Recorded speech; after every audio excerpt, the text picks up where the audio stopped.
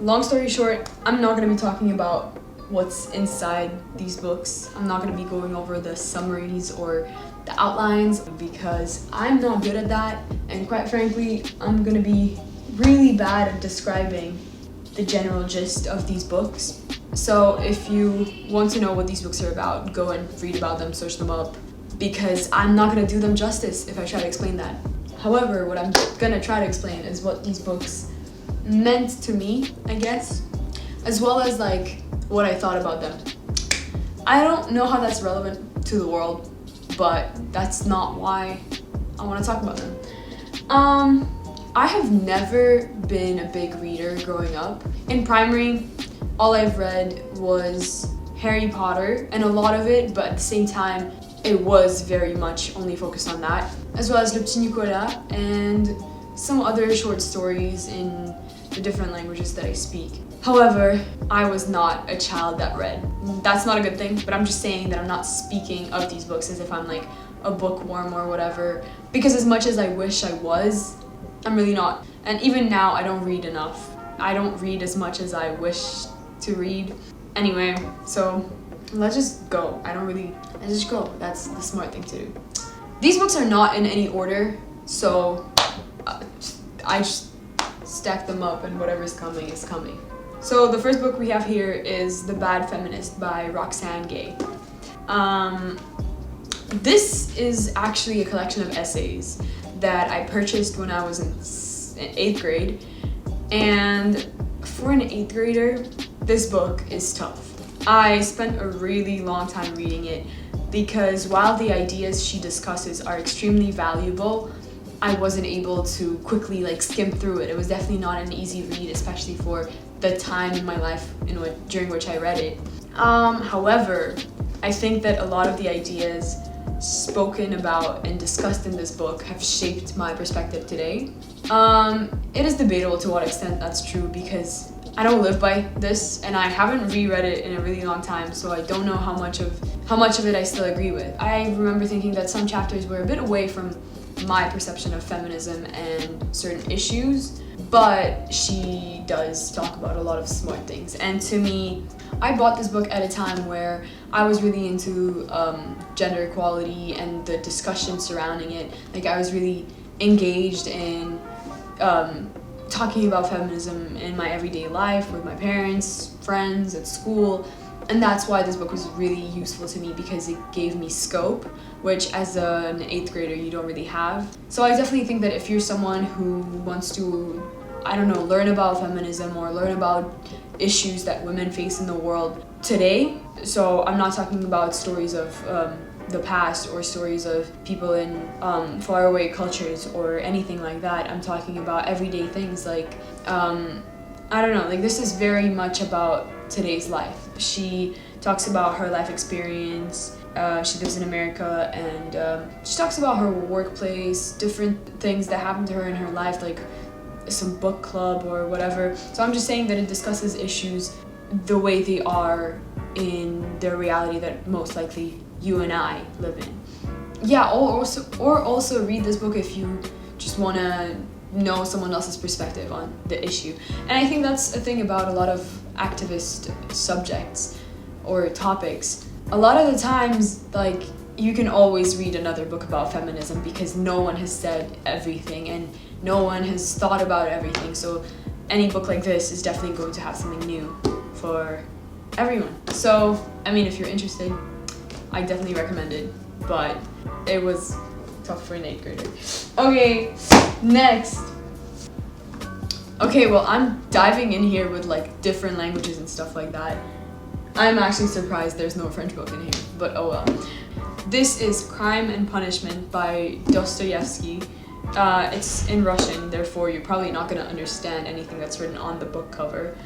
But yeah, this book has definitely been a bit of a life changer for me because I haven't been into classical or the classics, and by that I mean literature that everyone should read in a lifetime, things by great authors or whatever. So this is definitely one of the first books that I've willingly picked up from that kind of group. I think actually this is a very good psychological book. It's definitely, again, not a light read, and if you don't want to read classics, probably don't read this book, but at the same time, I did enjoy it, and I don't read much, so maybe, I don't know, it's up to you. I don't really, I'm not recommending things. Anyway, so, I found it really interesting because it discussed the concept of a guilty conscience in detail and very accurately. And while it talks about a murder, I think it can be applied to like general mistakes we make as humans, as we live. And the concept of kind of drowning in your own guilt is very much present in this book. I disagree with some of the things discussed, like, for example, the concept of being okay with the crimes you've committed, or justifying crimes when it doesn't have any actual justification. But at the same time, I do think that Dostoyevsky had a point in all the things he said, whether it's religion or what I just mentioned. I don't agree with all of it, but at the same time I do think it's very interesting, and definitely there's a lot of food for thought in this one. I don't know, it kind of holds a special place in my heart these days. Yeah. Okay, well, next one. This is the book that I actually took from my mom. I literally stole it, and I liked it, surprisingly. I took a while reading it, but it definitely introduces an idea that we all should have. The psychology of like mindsets and how to use your mindset to push you forward instead of holding you back. I do think that at some point it starts getting a bit repetitive because it goes into examples of the mindset working in different spheres in life, I guess. There's a chapter about parenting, there's a chapter about teaching, there's a chapter about school, there's a chapter about athletes, there's a chapter about businesses. And it's definitely interesting, but it repeats the same idea in multiple examples. So if you want to kind of get the scope, or like if you want to kind of get the gist of the idea, honestly you could do that by reading the first 2 chapters. But nonetheless, this definitely gave me a lot to think about, and surprisingly I actually annotated some things. Yeah, well, this is a quote. Should we deny them the praise they've earned? Yes. When this happens, I say, oops, I guess that was too easy. I apologize for wasting your time. Let's do something you can really learn from. This is from the chapter about teachers, parents, and coaches.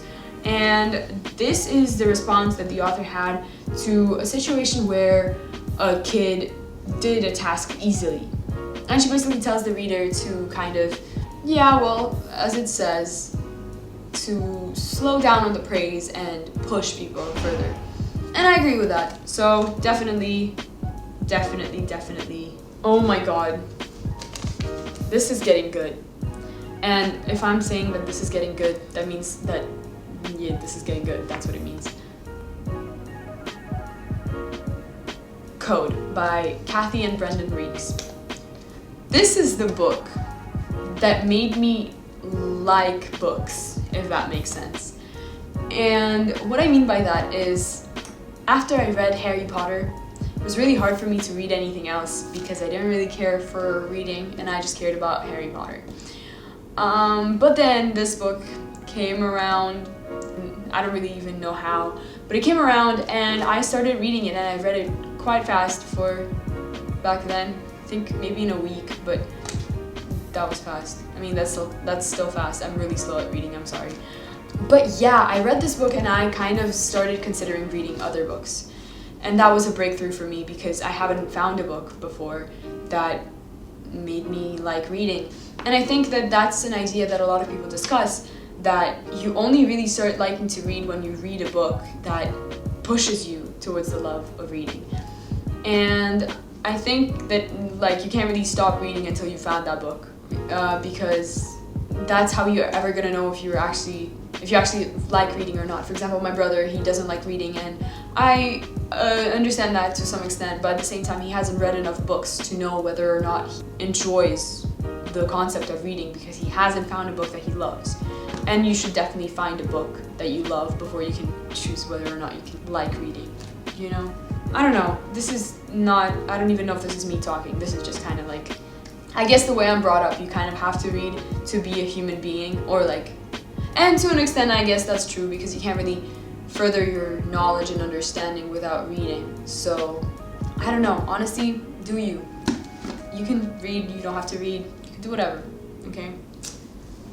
Just know what you're doing and know why you're doing it. I think that's important. Again, a breakthrough. The sun is also a star. My favorite. It's not actually my favorite because I don't have a favorite book, because I feel like the variety of genres that I like ended up reading by accident, I can't really pick a favorite one because they're all kind of all over the place. But this one is definitely like an important book in my life in terms of philosophy, I guess, more than reading even. This is the first romance that I actually enjoyed, and I read this book again really fast, and for a slow reader who doesn't read like at all, at least back when I read this book, that was definitely surprising. I was like, whoa, this is going. And it went by and it was like, it felt like a movie. So yeah, this is definitely another one you should try to read if you don't read at all.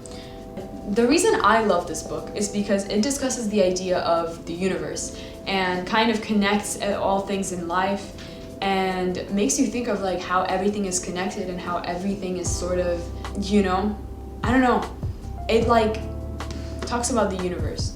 And that's where I kind of got the idea of the universe from, or at least that's the book that made me vocalize the idea the way I vocalize it now. And I don't know, it like made me feel more connected with the life that I was living because of its take on destiny and the universe and multi-universes even. Like there's a lot of like metaphysical things that I didn't know about before reading this book. So that was definitely a breakthrough for me. Let me try to find a part that kind of gets to it. Okay. So this is a quote from, well, not a quote, a passage from page 79 from the chapter called Multiverses, a Quantum History. According to multiverse theory, every version of our past and future histories exists, just in an alternate universe. For every event at the quantum level, the current universe splits into multiple universes. This means that for every choice you make, an infinite number of universes exist in which you made a different choice. That's just one of the ideas discussed, and I think that like that was definitely mind-blowing.